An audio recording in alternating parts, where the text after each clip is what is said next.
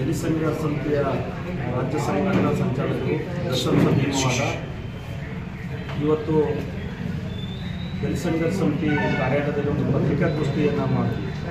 ರಾಯಬಾಗ್ ತಾಲೂಕಿನಲ್ಲಿ 11 ಆಫೀಸುಗಳಲ್ಲಿ ಭ್ರಷ್ಟಾಚಾರ ನಡೀತಾ ಇದೆ, ಸರ್ಕಾರ ಆದೇಶವನ್ನು ಉಲ್ಲಂಘನೆ ಮಾಡ್ತಾ ಇದ್ದಾರೆ ಅನ್ನುವಂಥ ವಿಚಾರ ಇಟ್ಕೊಂಡು ಪತ್ರಿಕಾಗೋಷ್ಠಿಯನ್ನು ನಡೆಸಿದ್ದೇವೆ. ಇಲ್ಲಿ ಸರ್ಕಾರಿ ಅಧಿಕಾರಿಗಳು ತಮ್ಮ ಆದೇಶ ಈಗ ಉಲ್ಲಂಘನೆ ಮಾಡ್ತಾ ಇದ್ದಾರೆ ಅಂತಲೇ ಸರ್ಕಾರಿ ಕಚೇರಿಗಳಲ್ಲಿ ಸರಿಯಾದ ರೀತಿ ಒಳಗಡೆ ಅವರು ಬರೋದಿಲ್ಲ. 10:00 ಬರಬೇಕಾದಂಥವ್ರು 12:00 ಬರ್ತಾರೆ.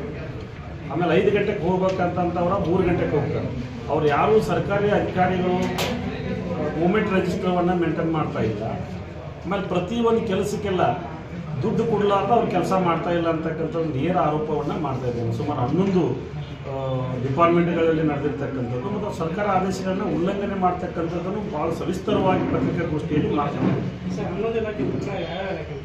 ಅದು ಜಿಲ್ಲಾ ಪಂಚಾಯತಿ, PWD, tahsildar office, sub registrar office, social forest, regular forest, ಆಮೇಲೆ KEB, ವಾಟರ್ ಸಪ್ಲೈ, ತಾಲೂಕಾ ಪಂಚಾಯತಿ, 11 ಡಿಪಾರ್ಟ್ಮೆಂಟ್ಗಳಲ್ಲಿ ಬರ್ತಕ್ಕಂಥದ್ದು ಇವು. ಈ ವಿಚಾರವಾಗಿ ನಾವು ಪತ್ರಿಕಾಗೋಷ್ಠಿಯನ್ನು ನಡೆಸಿ ಸಾಕಷ್ಟು ವಿಷಯಗಳನ್ನು ತಮ್ಮ ಮುಂದೆ ಹಂಚ್ಕೊಂಡಿದ್ದೀವಿ.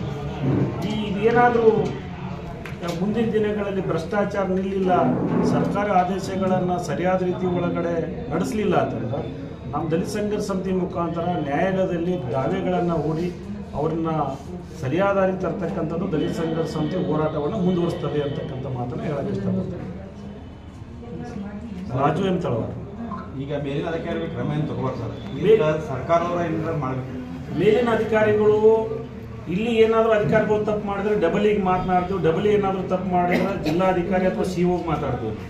ರಾಹುಲ್ ಶಿಂದೆ ಏನು CO ಇದಾರಲ್ಲ, ಅವ್ರು ಬಂದ ನಂತರ ಒಳಗಡೆ ಯಾರು ಸಾರ್ವಜನಿಕರ ಫೋನ್ಗಳನ್ನು ತೆಗಿತಾ ಇಲ್ಲ. ಹಾಗಾಗಿ ಸಾಕಷ್ಟು ಸಲ ನಾವು ಫೋನ್ಗಳ ಮುಖಾಂತರ ಸಂಪರ್ಕವನ್ನು ಸಾಧಿಸಬೇಕಾದ್ರೆ ಇವತ್ತಿಗೂ ಸಾಧ್ಯ ಆಗಿಲ್ಲ.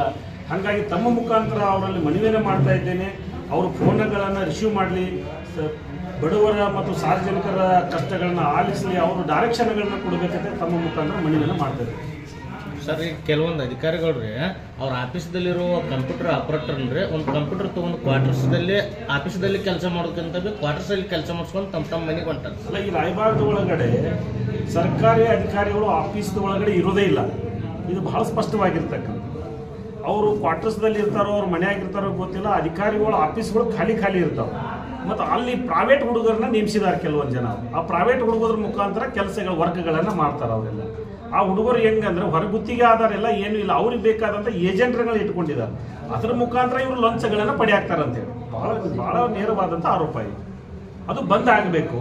ಸರ್ಕಾರಿ ಅಧಿಕಾರಿಗಳು ಸರ್ಕಾರಿ ಕಚೇರಿಗಳಲ್ಲಿ ಸಮಯಕ್ಕೆ ಸರಿಯಾಗಿ ಬರಬೇಕು, ಸಮಯಕ್ಕೆ ಸರಿಯಾಗಿ ಹೋಗಬೇಕು ಅಂತ ಬಹುಶಃ ಅದು ಎಲ್ಲ ಸಾರ್ವಜನಿಕರು ಇದನ್ನು ಗಮನಿಸಬೇಕು. ಇದು ಹೋರಾಟವನ್ನು ಬಹುಶಃ ತಾಲೂಕು ಆಡಳಿತ ಮುಂದೆ ಒಂದು ದಲಿತ ಸಂಘರ್ಷ ಸಮಿತಿ ಧರಣಿ ಹಾಕೊಳ್ಳೋದ್ರ ಮುಖಾಂತರ ಸರಿಯಾದಂಥ ಆಫೀಸ್ಗಳಿಗೆ ಸರಿಯಾದ ಅಧಿಕಾರಿಗಳು ಬರಬೇಕು ಅಂತಕ್ಕಂಥ ಒಂದು ಕಾರ್ಯಕ್ರಮನ ಹಮ್ಮಿಕೊತೀವಿ ನಾವು ಮುಂದಿನ ದಿನ.